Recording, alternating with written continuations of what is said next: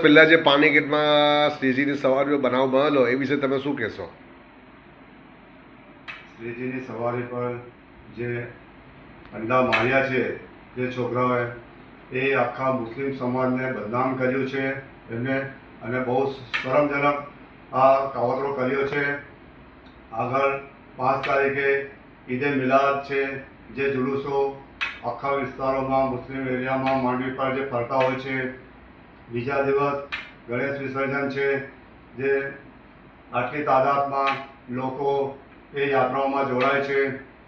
અને હિન્દુ મુસ્લિમના તહેવારોને સામે આ છોકરાઓએ આવું કાવતરો કર્યો છે, એ બહુ શરમની વાત છે.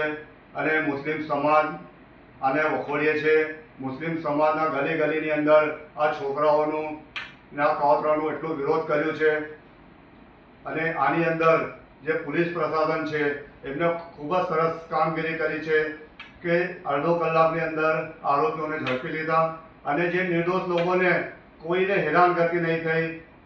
અધિકારીઓએ એકદમ ઊંડાણમાં તપાસ કરી છે. એમને ખૂબ જ એમને સારી રીતે આ તપાસ કરીને જે કસૂરવાર છે એમને ઝડપી લીધા છે, અને એને ખૂબ એમને શિક્ષા આપવી જોઈએ. મસ્તાન બાવા દરગાહ કમિટી પણ આ ઘટનાનો વિરોધ કરે છે.